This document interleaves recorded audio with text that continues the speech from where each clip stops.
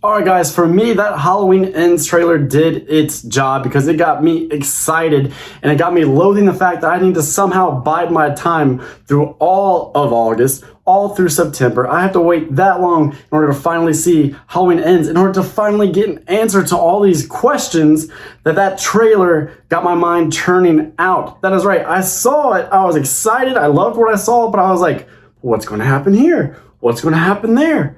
I'm intrigued. There's some mystery, and that's what a trailer should do. So I'm going to give you 10 of the questions that I've been mulling over in my mind all day while at work and thinking about the Halloween Ends trailer. Now, let me know your questions. What are you most interested to see happen in Halloween Ends? What are you most concerned about? And if you hear my questions, do you have any answers for me? Maybe any fan theories? How do you think this will all play out in this movie? But let's move on. These are my 10 questions about Halloween Ends now that I've seen the trailer. Number 10, where has Michael Myers been? Now, I know we saw that little bit in the trailer where it looks like he's in the sewer, and we know the working title was Cave Dweller, but how exactly did this come about? Because when you think about the end of Halloween Kills, he kills Karen, and then he goes to the Judith Myers window, and he's just looking out.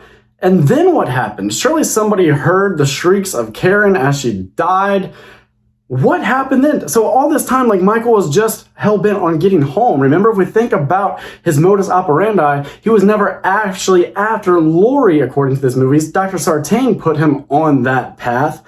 And then Lonnie pretty intelligently looked at his victims and was like, oh, you know, if you look at his victims, it draws a clear line to his house. Michael's trying to go home. So they laid that out as his motive, if he has a motive. He got home, got to look out his window a couple more times. And then what? He just dipped and he vanished for 4 years? Now, this is actually a question I don't expect to get an answer to, and that is a little bit problematic for me because we've retconned all of the sequels. And in those sequels, it was very commonplace to be like, all right, we have a resolution at the end of our movie, and now we need another movie because we want to make money. And so Michael Myers is just going to pop back up after a number of years or after 1 year. We don't know where he was, and it's okay because the show must go on.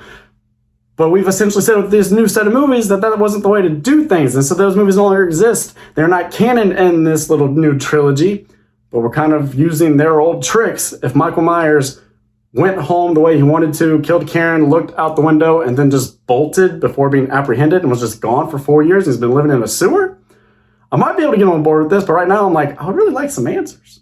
Number 9, if he is going to be away, and we've heard a lot about how Michael Myers will not be in a ton of this film, that there may be a copycat killer or a secondary threat, and that person or that individual or that force is going to take up a lot of runtime, then what is the inciting incident that does draw Michael back to Haddonfield? I mean, it's been 4 years.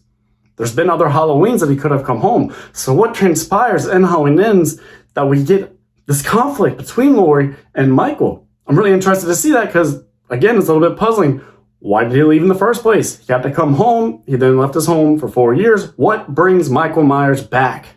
Question number 8. Once Michael Myers is back, how much stalking are we going to get to see him do? That was one of my favorite elements of this trailer, was that it didn't look like Halloween Kills, where Halloween Kills was like right in your face. I mean, it was aggressive. It was just Michael's boom, suddenly here, and then he's killing you in a grisly, brutal fashion. But there wasn't a whole lot of foreplay, if you will. They didn't massage the scene. There wasn't a whole lot of suspense. He was just suddenly there, and he was right up. He got kind of like the hero shot, the way the camera focused on him. It looks like they're doing things differently now. They're kind of doing it like they did in 78, where he was like kind of peeping in on Annie and the audience saw him there. And there's a sense of dread, like, oh, poor Annie doesn't even know that she's being watched right now and that she's being stalked and she's going to be killed. Or like in the opening of Halloween 2, where he's going around to the Haddonfielders and you have this nice play because in the front of the shot, you maybe have like the L rods, and in the back of the shot, you have Michael Myers, and they're completely unaware. That is a nice little setup. That is horror done right. We didn't necessarily get that in Halloween Kills. So if we're going to be doing that, I'm all for it. Even if it turns out that some of this isn't the actual real Michael Myers, if you can actually set up a scene this way and you can build some suspense and some tension, I will be here for it. That's what I want in my Halloween movies. So give me that. Give me lots of it, please. Question number 7. Has Michael dropped off at all? What do I mean by that? Well, we've been told by David Gordon Green over and over and over again that Michael Myers in his set of films is not a supernatural entity, that he is a man. And he was already kind of old at the beginning of this trilogy. Now it's 4 years later and he's been living in pretty shitty conditions if he's actually been in a sewer this whole time. So will there be any drop-off? You know, because when you think about it, Laurie Strode shouldn't have a snowball's chance in hell at winning a fight or one-on-one confrontation with Michael Myers. I mean, just looking at what he did in Holland Kills, we saw him go all John Wick on a squad of firefighters. We saw him take down an angry mob. We saw him grab hold of Big John and gouge his eyes out. And now you're telling me an older woman is going to get the best of him at some point, possibly? Or maybe it comes to a draw, maybe they kill each other. How is that going to happen? Now, obviously, he's got his fingers blown off and he's been shot and stabbed a whole bunch. So is he going to slow down a little bit? Will it level the playing field? And if so, what will that look like? I think that's interesting. And that actually works because I wasn't pumped about David Gordon Green coming out and solving the mystery. I like there being some intrigue. Is he supernatural? Is he not? To what extent is he supernatural? Director and writer is like, no, he's not supernatural. So this actually puts a little bit of limitations on the boogeyman and levels the playing field. Although I would say Laurie Strode's plot armor has always leveled the playing field. I mean, think about it. Even in the original movie, he's been a killing machine the entire movie. He gets the drop on Laurie Strode. She doesn't know he's there, and he misses and just kind of nicks her arm with the knife. So he's always just kind of gotten the butterflies around Laurie and lost his cool. So I guess this isn't new, but will Michael Myers be noticeably older, slower, less aggressive, less vicious, more vulnerable in this movie? Question number 6. At the beginning of the trailer, a lot of people talked about, is that the actual Michael Myers going into that house and Laurie getting the edge on him? And I was one of those people. You see him reach for the door, looks like he has all of his fingers, therefore it shouldn't be Michael. And then also, if that is actually Michael and Laurie has him dead to rights like that, this seems earlier in the film, then why is there an occasion for them to have the scuffle down in the kitchen? She should just pull the trigger and that is that. So is that a copycat killer? What is going on here? Is it one of those dreams or hallucinations that we've heard so much about? Could this just be a dream scenario because things seem a little bit off? Like, why would her door be unlocked? This is like our survivalist Sarah Connor-esque Laurie Strode, so why would she be so foolish? I mean, she does seem to know he's coming because she's there laying in wait, gun pulled, but it's a little much. Like, she's kind of got this grin. Again, she's kind of set up to be the hero. She kind of looks like the Clint Eastwood type of character here with the gun drawn ready for him. She has him dead to rights. It's all too easy. And then she's wearing her attire from Halloween 1978. That could be like her subconscious at play. Something just feels a bit off about the opening of that trailer. So I'm like, we heard there was going to be dreams and hallucinations. Is that true? Is that still on the table? And might this be how it is done? Would that bother you? And if it's not a dream, then question number 5 is, what's so weird about Halloween Ends? Because we keep being told that by everybody. By Christopher Nelson, by David Gordon Green, Jamie Lee Curtis is out here saying it's going to piss people off. The film is going to be divisive. From this trailer, I didn't see anything to be divided over, really. Yeah, there might be a copycat killer out there, but we've seen other people dress as Michael Myers 1,000 times over. And Halloween 2, Ben Tramer was dressed as Michael Myers. Dr. Loomis kind of mistakenly flushes him out into the street. He gets nailed by a car. Halloween 4, a whole bunch of pranksters come out wearing the jumpsuit, the coveralls, the mask, all that. Halloween 5, that annoying blonde-haired dude keeps messing with the cops, comes out in Michael Myers getup. We've seen this a lot of times. So this isn't necessarily new stuff that's unprecedented and is going to rock the fan base's foundation. So what is so strange? What is so weird? If there are dream sequences, I mean, we've seen that before with like Rob Zombie's Halloween 2. And, you know, I'm not saying it's going to go there and be done for that long and that drawn out. So it's probably not going to be as weird then as Rob Zombie's Halloween 2. So what is so freaking weird? What is so strange? What is so divisive? Because if it's just Jamie Lee Curtis misreading the tea leaves and thinking that people come to these movies simply for Laurie Strode, because that's what all of her DMs and social media mentions tell her, then guess what? Her getting killed, if that's what she's alluding to, that's not that crazy. That's not that divisive. That's not that strange. So when Christopher Nelson's like, yeah, it's weird, John Carpenter, it's weird, it's a weird movie, I'm not seeing anything in this trailer that I go, oh, that's a fucking odd choice. That is strange. That doesn't seem like anything we've seen in this crazy scatterbrained all over the place multiple timelines franchise. All right, moving on. Question number 4.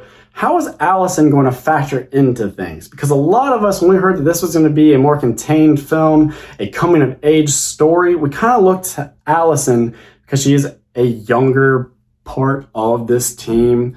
She's lost her mother, she's lost her father, she's lost her boyfriend, her grandma's been driven nuts by this Michael Myers character. They're being told that Corey may be a killer and that she may have some sort of relationship. She may be dating Corey. So her whole life has just been ravaged by Michael Myers. So much so that like when you start looking at those aspects in her background, a lot of similarities to somebody like Sidney Prescott. The difference is Sidney Prescott is fully fleshed out and has had so much narrative support that she is one of, if not the greatest final girls of all time. And Allison is just kind of this fledgling supporting character at this point. And I don't mean to just besmirch her like that, because when I first saw Halloween 2018, I immediately latched onto that character. I kind of fell for Andi Matichik, and I was like, we're going to do some awesome stuff with her. We're setting her up to join the Halloween pantheon of final girls. She's going to eventually, by the end of this trilogy, be like a Laurie Strode, be like a Jamie Lloyd, be like a Rachel Crothers. And we just haven't got that. They seem so resistant to really give her anything. I mean, she was in the Holland Kills trailer more than she was in the Halloween Ends trailer, and ultimately she didn't have much to do in Halloween Kills. So is she going to factor into Halloween Ends at all? How much are we going to give her? We've heard Lindsay Wallace ain't getting jack shit. So we're going to do anything with Allison. Sorry about my dog. All right, question 3. Will anything in Halloween Kills really matter? Does it matter? Does anything that went down in Halloween Kills actually matter? Because it seems like Haddonfield has moved on. And we've heard rumors that nobody's really worried about Michael Myers anymore. And looking at Laurie, seems like she's trying to do her best to put on this face like, yeah, I've had my glow up, I got my hair did, maybe I'm with Hawkins now, and I'm trying to live my best life and not dwell on the fact that my daughter is dead. I dedicated 40 years to being shackled by fear and preparing my daughter so she wouldn't die from Michael Myers, and then I failed because she died via the hands of Michael Myers. But we're just not going to talk about that. We're going to try to live our best lives, and we're going to write a memoir. That would be an odd choice. So hopefully Allison at least touches on it. Maybe she has some conflict with her grandmother because her grandmother's not coming to terms with reality. Maybe that's why she has that weird dream in her subconscious where she's, outwardly telling people, no, I'm good. But when she goes to bed every night, she's dreaming about Michael Myers coming into her house and her getting the drop on him. So maybe that's what's going on. I mean, we had this whole subplot in Holland Kills about mob rules, mob mentality, evil dies tonight. The town was furious, and then a bunch of them get killed off in the street by Michael Myers, and 4 years later, nobody gives a flying fart? Huh? And we're not doing anything with Allison, we're not doing anything with that. Laurie doesn't want to face reality. Like, what are we doing? Does anything in Halloween Kills ultimately have any sort of circumstance or impact on the events of Halloween Ends? Number 2, this isn't so much about the actual events of the movie, it's kind of like the marketing of the movie. Is this really our official poster? I don't know. I'm hearing that this might be the official poster, but I'm not sure.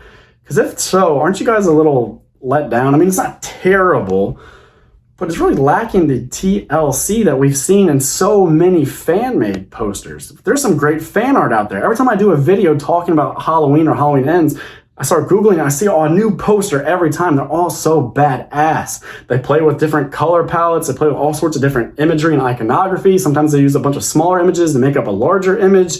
They get really adventurous and creative. This poster just ain't it for me. I mean, and this is a franchise where the posters are usually very visually striking. Look at this damn thing. It's not fully pictured, but look at that. That right there is an image. Halloween 4, it's a little misleading that they use the OG mask because they don't use it in the movie, but you see it. You get pumped.